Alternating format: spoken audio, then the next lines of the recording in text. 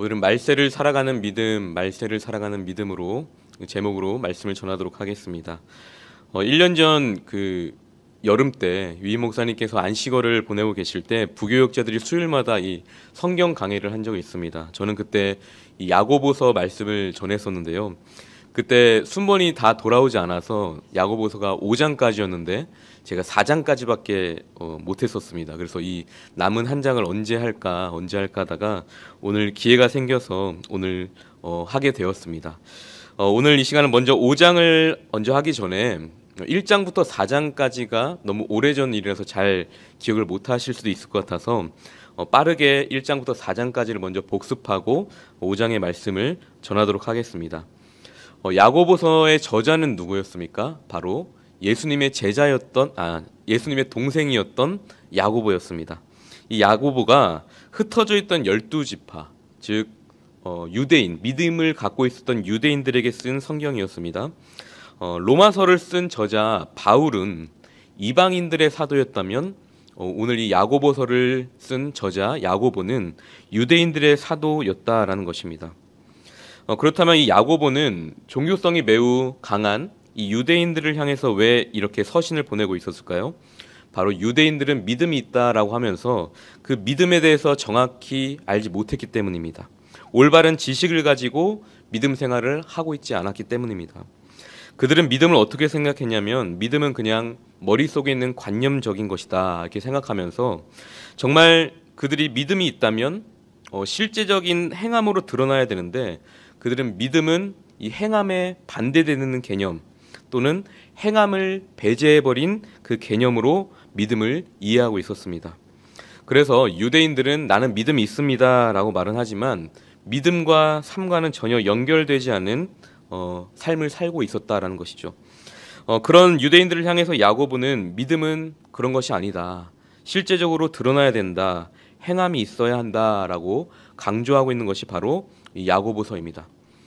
그래서 야고보서가 굉장히 오해를 많이 받았습니다. 어떤 오해냐면은 이 야고보는 믿음이 아니라 행함만을 강조하는 서신이다. 여러분 정말 그러할까요? 아닙니다. 야고보는 절대로 이 행함만을 강조하는 서신이 아니라 행함이 없는 그 믿음은 잘못된 것이다라고 말을 하면서 이 믿음을 강조하고 있는 서신이다라는 것이죠. 다시 말해서 이 이신칭이 오직 믿음으로 구원을 받는다라고 주장을 했던 루터가 쓴 바울이 쓴 로마서와 똑같은 믿음에 대해서 이야기하고 있는 서신이다라는 것을 우리가 이 시간 꼭 기억하고 출발했으면 좋겠습니다. 그렇다면 야고보가 말하고 있는 믿음은 무엇인가? 우리 1장부터 살펴볼 텐데요. 1장 내용을 살펴보면 우리 안에 정말 믿음이 있다면 외적으로 드러나야 되는데 믿음의 출발이 바로 예수를 바라보는 관점이 달라져야 한다라는 것을 말하고 있습니다. 1절 말씀을 보시면 이렇게 나와 있죠. 하나님과 주 예수 그리스도의 종, 야고보를 종이라고 표현하고 있습니다. 아까도 말씀드렸다시피 야고보는 예수님의 동생이었습니다. 생각해보면 30년 넘는 시간 동안 같은 식구로 살아왔는데 갑자기 그가 메시아다라고 그런 소식을 전해 들었을 때 여러분 같으면 인정을 하겠습니까? 마찬가지로 야고보도 자신의 형이었던 예수가 메시아라는 사실을 인정하지 않았습니다. 믿음이 없었습니다. 하지만 예수님이 부활한 후에 그 형제들에게 찾아와서 그 부활하신 예수님의 모습을 보였을 때 그때 야고보 안에 믿음이 생겼다라고 말했습니다. 이렇듯 믿음이 생기면은 예수를 바라보는 관점이 달라지는 것이죠. 우리의 신분도 바뀌게 되는 것입니다. 그래서 믿음의 출발은 바로 여기에서부터 시작되는 것이다라는 것이죠. 그래서 야고보는 이어서 믿음의 본질 두 가지를 말하고 있는데 첫 번째는 믿음은 선물이다라고 오늘 성경을 덮지 말고 같이 따라왔으면 좋겠습니다. 믿음은 선물이다라고 1장 17절에 나와 있습니다. 온전한 선물이다. 다 위로부터 빛들의 아버지께로 받은 선물이다라고 말하고 있습니다. 이 말은 믿음은 우리가 만들어낼 수 있는 것도 아니고 우리가 노력해서도 얻을 수 있는 것이 아니다라는 것을 말하고 있습니다. 그리고 믿음의 본질 두 번째를 말하고 있는데 그것은 바로 믿음은 책임이다라고 말하고 있죠. 12절과 13절을 보시면요. 12절에는 시험을 참는 자는 복이 있나니 여기서 말하는 시험은 테스트를 말하고 있고요. 또 13절에서 말하고 있는 시험은 유혹, 템테이션을 말하고 있습니다. 즉 야고보는 우리가 삶을 살아가다가 많은 시험을 겪게 될 텐데 그때마다 하나님께 선물로 받은 그 믿음을 우리가 발휘하여서 그 믿음의 책임을 다해야 된다라고 말하고 있고요. 또 13절에서는 우리가 또 삶을 살아가다가 세상에 많은 유혹들을 받게 될 텐데 그때마다도 우리가 그 믿음의 책임을 잘 발휘하여서 그 믿음의 경주를 끝까지 완주해야 된다라는 것을 말하고 있습니다. 결국 우리 안에 하나님께로 받은 그 선물, 믿음이 우리 안에 확고히 자리 잡고 있다면 우리는 그 믿음을 잘 발휘해야 되는 책임이 우리에게 있다라는 것을 야고보는 강조하고 있는 것입니다. 그러니 여러분, 행함을 강조하고 있는 것입니까? 믿음을 강조하고 있는 것입니까? 바로 믿음을 강조하고 있는 것이죠. 여기까지가 1장 초반절까지의 말씀이었고요. 1장 중반절 19절 말씀부터 보면요. 그렇다면 우리가 믿음을 성장시키려면 어떻게 해야 되냐? 바로 1장 19절 말씀 보시면 듣기는 속히 하고 말하기는 더디해야 된다라고 하면서 즉 하나님의 말씀을 우리가 들어야지 믿음을 성장시킬 수 있다라고 말하고 있습니다. 이것은 무엇을 말하냐면 우리의 믿음이 자라기 위해서는 하나님의 말씀을 속히 들어야 되는데 그와 동시에 똑같이 해야 될 것이 있는데 바로 우리의 생각과 우리의 주장, 우리의 자아, 이 고집, 우리의 모든 것을 다 더디해야 된다. 오로지 하나님의 말씀을 속히 들어야 된다. 이렇게 할 때 우리의 믿음이 성장할 수 있다라고 했습니다. 또한 21절 말씀을 보시면요. 말씀을 온유함으로 받으라라고 나와 있습니다. 이것은 마음을 다해서 하나님의 말씀을 사랑해라 라는 뜻을 갖고 있고요. 또 이어서 22절 말씀을 보시면 말씀을 행하는 자가 되어라 라고 되어 있습니다. 이것은 말씀을 듣는다, 첫 번째 말씀을 듣는다는 것은 우리의 지성을 이야기하는 것이고요. 또 두 번째 말씀을 온유함으로 받아라, 사랑해라 라는 것은 우리의 감정과 연관이 있습니다. 그리고 마지막으로 말씀을 행해라, 이것은 우리의 의지적인 차원, 의지와 관련이 있는 것입니다. 그래서 결국 우리의 믿음이 성장하려면 하나님의 말씀을 듣는 지성과 또 말씀을 사랑할 수 있는 우리의 감정과 말씀을 실천할 수 있는 그 의지가 합쳐졌을 때 우리는 믿음이 성장할 수 있다라는 것을 1장 말씀에서 야고보는 말하고 있습니다. 그리고 2장으로 넘어와서는요. 야고보는 살아있는 믿음에 대해서 언급하고 있습니다. 살아있는 믿음은 무엇이냐? 바로 사람을 차별하지 않아야 된다라고 2장 1절에서 말합니다.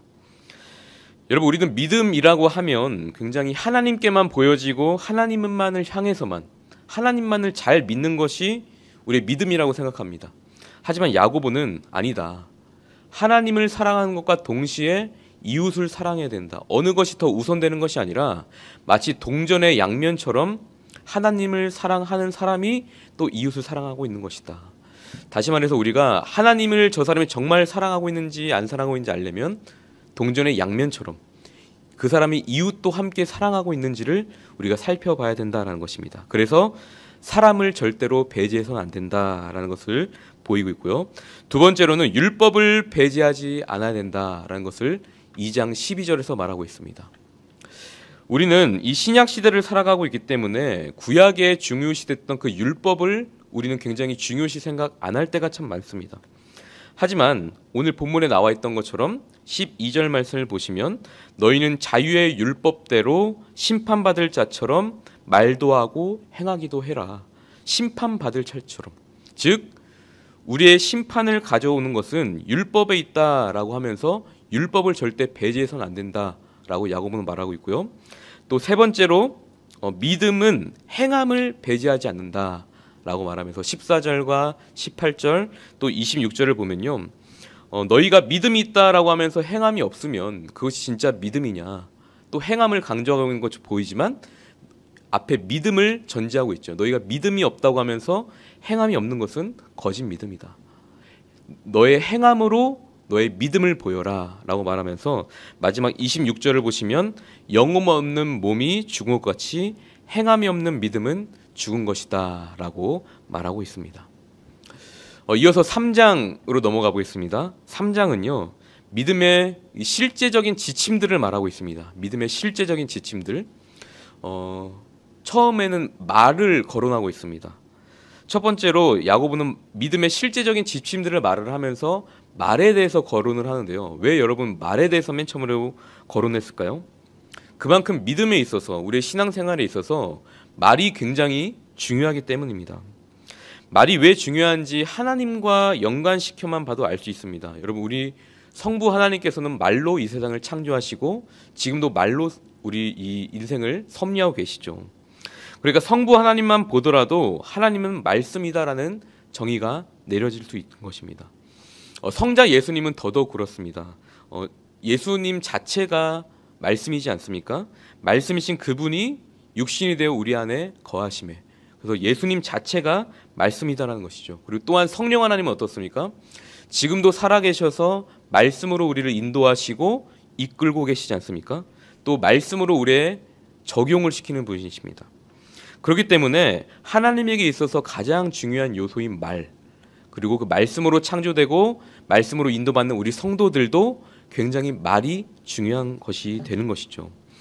그래서 3장 2절 말씀을 보시면요, 이렇게 말하고 있습니다. 말에 실수가 없는 자라면 곧 온전한 사람이다 라고 하면서 4절과 또 5절 각각 6절을 보시면 결국 이 말의 방향을, 말은 우리의 삶의 방향을 결정한다 라고 하면서 힘센 동물, 그 말에 대해서 나옵니다. 말의 입에 재갈을 물리는 이유는 그 큰 힘센 동물 말도 이 입에 재갈을 물림으로 인해서 온 몸을 제어할 수 있기 때문이다.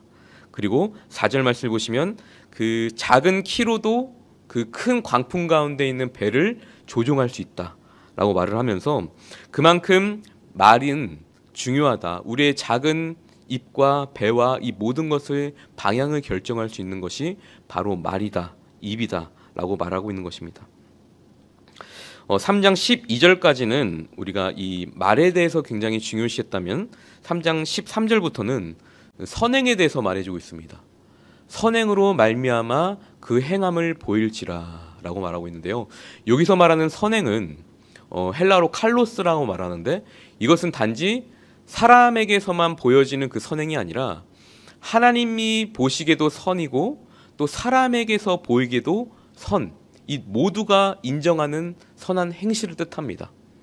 그러나 이것을 우리가 실천하기 위해서는 우리의 힘으로는 절대 할 수 없습니다. 그래서 야고보는 3장 17절에 보시면 오직 위로 난 지혜, 그 지혜가 우리에게 필요하다. 성결하고 화평하고 관용하고 양순한 그 모든 것, 그 지혜가 우리에게 필요하다라고 말하고 있습니다. 즉 정리하면 선행이란, 야고보가 말하고 있는 이 선행이란 하나님의 보시기에도 정말 으뜸이 되어야 되고 또 사람이 보기에도 괜찮은 것이 되어야 된다. 우리가 이 선행을 실천하기 위해서는 우리에게 바른 동기가 시작되어야 되는데 그것은 우리의 힘으로 할 수 있는 것이 아니라 바로 위로부터 오는 지혜, 예수 그리스도의 능력, 성령님의 그 역사하심을 통해서만 우리가 이 선행을 할 수 있다라고 이 3장 말씀에서 말하고 있습니다. 이제 4장 말씀으로 넘어가겠습니다. 이제 얼마 남지 않았습니다. 여러분 조금만 힘내시기 바랍니다. 4장부터는요, 이 분위기가 조금 바뀝니다. 1장부터 3장까지 말씀해 보시면 형제들아 라고 하면서 굉장히 부드러운 말로 그들을 위로했다면 4장부터는 너희 중에, 너희에게, 너희는 이라고 하면서 굉장히 강력하게 권면하고 있는 것을 볼 수 있습니다. 여러분 야고보서의 기록 목적이 무엇이라고 했습니까? 흩어져 있는 유대인들, 그 믿음을 갖고 있는 유대인들이 각자의 삶의 자리에서 너희는 참된 예배자로서의 삶을 살아가라, 이런 강한 권면의 목적이 있었다라고 했습니다. 그래서 4장부터는 야고보가 더 강력한 어투로 이 너희의 거짓된 믿음을 짚어가면서 너희가 이런 거짓된 믿음으로 살아가고 있진 않냐, 너의 삶을 한번 점검해보라 라고 하면서 거짓된 믿음에 대해서 이야기합니다. 첫 번째로 거짓된 믿음의 특징을요, 뭐라고 말하냐면 1절부터 3절 말씀을 보시면 자신의 유익만을 구하는 정욕, 이것을 거짓된 믿음이라고 합니다. 여러분 생각해보면 우리 안에 삶에서 싸움과 분쟁이 일어나는 이유가 무엇인지 아십니까?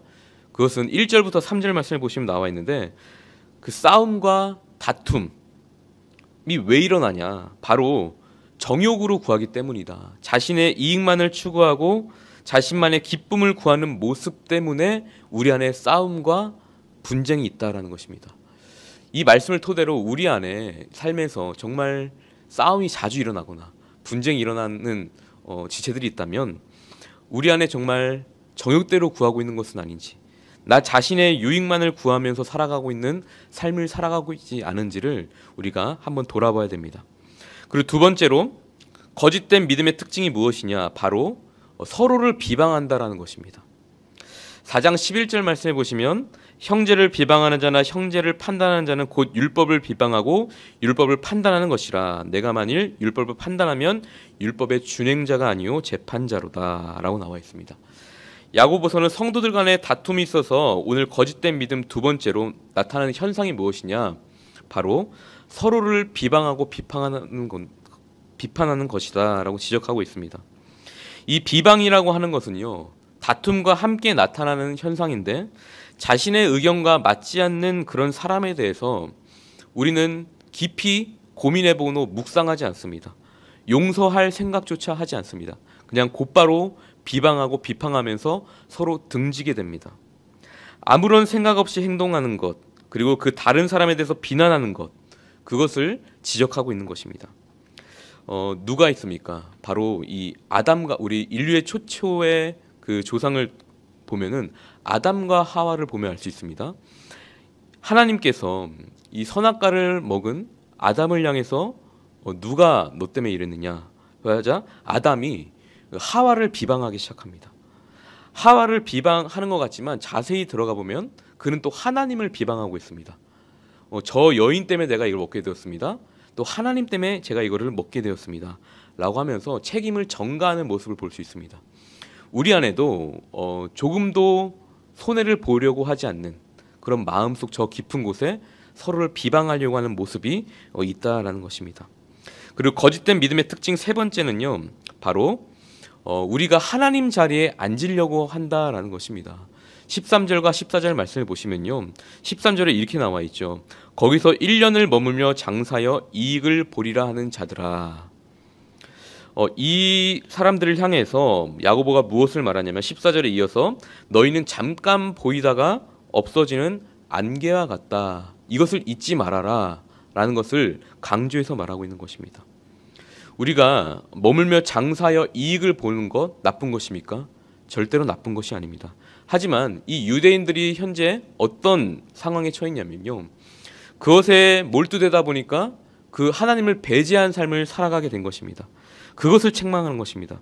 너희의 그 치밀하고 세밀한 계획 속에 너희들이 다 있는 것 같지만 정말 중요한 것이 너의 삶 속에 빠져 있다. 바로 하나님이 빠져 있다. 그러면서 너희가 하나님의 자리에 앉으려고 하지 않았냐라는 것을 지적하면서 너희는 잠깐 있다가 없어지는 안개다라는 것을 너희가 인생을 살아가면서 꼭 기억해라 라는 것을 오늘 14절 말씀에 보이고 있습니다. 그러니 우리도 우리의 삶에 살아가면서 우리의 하나님이 우리의 삶의 가장 우선순위가 되어야 됩니다. 우리 하나님의 일을 할 때도 마찬가지고요, 또 세상에 나아가서 세상의 일을 할 때도 마찬가지고요, 우리의 모든 사업과 경영, 이 모든 것, 선택과 결정의 그 모든 순간 가운데서 우리는 하나님을 배제한 상태로 살아가는 것, 이것이 바로 거짓된 믿음이다라는 것을 우리가 기억하면서 우리에게 이 거짓된 믿음이 아니라 참된 믿음을 소유하며 그 믿음을 증명하는 삶을 우리 모두가 살아가야 될 줄 믿습니다. 여기까지가 이제 4장 말씀이었고요. 이제 마지막 5장 말씀을 우리가 함께 나누고 오늘 말씀을 마치도록 하겠습니다. 이 5장 먼저 3절 말씀과 8절 말씀, 9절 말씀을 보시면 비슷한 단어가 등장합니다. 바로 말세, 그리고 8절 말씀을 보시면 주의 강림, 그리고 9절 말씀을 보시면 심판주라는 말씀이 등장합니다. 야고보는 현재 이 흩어져 있는 유대인들을 향해서 무엇이라고 말하냐면 너희가 지금 말세를 살아가고 있다라고 알려주고 있는 것입니다. 너희가 지금 삶의 끝의 자리에 서 있다라고 말해주고 있는데요. 그러나 단순히 이 말세라는 말은 우리 그리스도인에게 있어서는 끝이 아니죠. 왜냐하면은 재림의 주, 말세는 우리에게 무엇을 말합니까? 주님이 다시 오실 그 재림의 순간을 우리가 지금도 걸어가고 있고 심판의 주를 우리가 기다리고 있다는 것을 말하고 있기 때문입니다. 그래서 9절 말씀에 보았던 것처럼 우리는 심판주가 문 앞에 와 있다라고 말하고 있는 것입니다. 그 말세를 살아가고 있는 이 시대에 너희가 지켜야 하는 믿음이 몇 가지가 있는데 그 믿음이 오늘 이 시간 무엇인지 세 가지로 살펴보고 마치도록 하겠습니다. 첫 번째로는요, 우리가 하나님을 더 사랑하는 믿음이 우리에게 있어야 된다는 것입니다. 3절 말씀을 보시면 그 유대인들이 재물을 쌓았도다 라고 나와 있고요. 또 5절 말씀을 보시면 너희가 사치하고 방종하여 마음이 살찌게 되었도다 라고 본문에 등장하고 있습니다. 여러분, 디아스포라, 이 흩어져 있던 유대인들은 흩어져 있음에도 불구하고 재물을 쌓았다라는 것이 말이 될까요? 어떻게 그들은 땅에서 사치하고 방종하여서 살육의 날에 마음이 살찔 수가 있었을까요? 절대 불가능한 일입니다. 하지만 그들은 수단과 방법을 가리지 않고 재물을 모았다라는 뜻이 됩니다. 그리고 그 가운데서 하나님보다 재물을 더 사랑하게 된 것이죠. 그것을 가지고 있는 그 부한 자들을 향하여 야고보는 강하게 책망하고 있는 것입니다. 그들은 하나님보다 물질을 더 사랑했고, 그래서 마음에 살이 찌게 되었고, 그들이 흩어져서 유대인으로서의 삶을, 그 믿음이 있다고 하는 그 유대인들이 그 믿음의 삶을 살아갔던 것이 아니라 하나님을 더 사랑했던 것이 아니라 하나님보다 재물을 더 사랑했다라는 것을 지적하고 있는 것을 오늘 야고보서 5장 말씀을 통해서 볼 수 있는 것입니다. 우리 또한 마찬가지입니다. 우리가 물질을 사랑하는 자가 되어서는 안 됩니다. 그 물질보다 하나님을 더 사랑하는 자가 되어서 하나님보다 더 귀한 것은 없다라고 고백하는 우리 모두가 되어야 될 줄 믿습니다. 그리고 두 번째는 인내하는 믿음이 우리에게 필요하다라고 말하고 있는데요. 5장 11절 말씀을 보시면 그러므로 너희의 욥의 인내를 너희가 알고 있지 않느냐. 7절 말씀을 보시면 농부가 귀한 열매를 바라고 이른 비와 늦은 비를 기다렸던 것을 7절 말씀에 먼저 언급하고요. 또 11절 말씀에 욥을 언급합니다. 너희들이 욥의 인내를 알지 않느냐. 욥이 인내하며 심판주를 기다렸던 것처럼 그렇게 인내하며 기다리는 자에게 분명히 하나님께서 긍휼을 주실 것이다 라고 11절 말씀에 말하고 있습니다. 그러니까 우리에게 어떠한 고난과 역경이 찾아온다 할지라도 우리는 끝까지 인내하며 믿음의 경주를 끝까지 마쳐야 됨을 야고보는 두 번째로 말해주고 있습니다. 그리고 마지막으로 어떤 믿음이냐? 바로 우리가 기도에 힘쓰는 믿음이라는 것입니다. 13절과 14절 말씀을 보시면요, 고난당하는 자라고 등장합니다. 또 14절 말씀을 보시면 병든 자라고 이야기합니다. 그때마다 우리는 기도에 힘써야 된다. 그리고 찬송해야 된다. 그리고 서로를 위해서 기도하는 동역자가 되어줘야 된다. 그리고 17절 말씀에 또 한 사람이 등장하는데 너희들이 그 기도하는 엘리야를 알지 않느냐. 비가 오지 아니하도록 기도하였고 다시 하늘이 주시는 그 비를 주고 땅에 열매를 맺었던 그 기도의 사람 엘리야처럼 너희는 기도에 힘쓰는 자가 되어야 된다라고 말하고 있습니다. 왜냐하면 하나님께서는 구하는 자의 그 기도를 통하여서 일하시기 때문이고 너희는 이 말세에 기도에 힘쓰는 그 믿음을 가져야 된다라는 것을 마지막으로 말하고 있습니다. 여러분, 야고보 하면은 무엇이 떠오르십니까? 낙타. 낙타 무릎이 떠오르지 않습니까? 야고보도 결국은 기도하는 사람이었다는 것입니다. 예전에는 형이었던 그 예수를 기다렸다면 이제는 그 다시 오실 메시아 주님, 그 심판주를 기다리는데 어떻게 기다렸습니까? 이 낙타 무릎이 되는 것처럼 끝까지 무릎을 꿇고 기도로 끝까지 인내하며 메시아를 기다렸다는 것입니다. 이른 비와 늦은 비를 기다렸던 것처럼 또한 엘리야처럼 끝까지 기도하면서 말세에 그런 메시아를 기다렸다는 것입니다. 사랑하는 성도 여러분, 야고보가 그 흩어진 유대인들에게 서신을 보낼 때보다 우리는 더 가까운 재림의 때를 살아가고 있습니다. 말세가 더 가까이 다가왔습니다. 우리는 또한 어떻게 살아가야 될까요? 오늘 야고보가 5장 말씀에서 말했던 것처럼 우리는 어떠한 것보다도 하나님을 더욱 사랑하는 믿음이 우리에게 필요할 줄 믿습니다.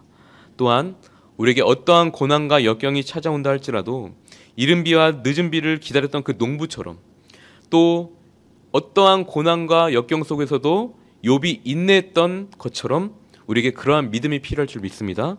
또한 마지막으로 엘리야처럼, 또 평생 무릎으로 기도했던 야고보처럼 다시 오실 그 재림의 주, 심판주를 기다리는 우리 모두가 되어야 될 줄 믿습니다. 이렇게 해서 야고보가 말했던 믿음에 대해서 우리가 한번 쭉 살펴봤습니다. 여러분, 야고보는 영혼이 없는 믿음, 행함이 없는 믿음은 죽은 것이라고 했습니다. 우리의 믿음을 한번 이 시간 다시 한번 돌아보면서 우리는 정말 행함이 있는 믿음으로 살아가고 있는지, 살아있는 믿음으로 우리가 살아가고 있는지, 오늘 말씀했던 것처럼 정말 우리가 하나님 보시기에 합당한 그 열매를 맺는 삶을 살아가고 있는지 우리의 믿음을 함께 돌아보시면서 우리의 믿음을 점검해보는 우리 모두가 되길 소망합니다. 그래서 야고보가 말했던 그 살아있는 믿음, 행함이 있는 믿음으로 살아가는 우리 모두가 되기를 주님의 이름으로 축복합니다. 함께 기도하겠습니다. 사랑의 하나님 아버지, 오늘도 우리에게 말씀하여 주시니 참으로 감사를 드립니다. 야고보를 통해 선포되었던 그 말씀을 오늘 이 시간 우리의 마음판에 다시 한번 새기기를 소망합니다. 재림의 주님, 또 심판주 되신 그 예수 그리스도를 기다리는 이 시대를 살아가며 우리의 눈과 마음이 다른 곳에 빼앗겨 있진 않은지요. 오직 하나님만 바라보는 믿음, 하나님만을 사랑하는 믿음을 우리에게 허락하여 주시옵소서. 또한 어떠한 역경과 고난 가운데서도 우리가 끝까지 그 믿음을 지키며 인내하게 하시고, 야고보가 평생 무릎으로 기도하며 나아갔던 것처럼 우리 또한 기도하며 우리의 아버지 되신 예수 그리스도를 기다리는 우리 모두가 되게 하여 주시옵소서. 간절히 바라기는 우리에게는 이 믿음이 우리 머릿속에만 있는 그 믿음이 아니라 야고보가 평생도록 선포했던 그 믿음처럼 우리의 삶의 현장에서 실제적인 것으로 드러나는 행함이 있는 믿음이 되어서 우리 모두가 이 믿음의 선한 쌈을 다 싸우고 의의 면류관을 받는 주님의 참된 제자가 되게 하여 주시옵소서. 감사드리며 이 모든 말씀 우리 구주 예수 그리스도 이름으로 기도드리옵나이다. 아멘.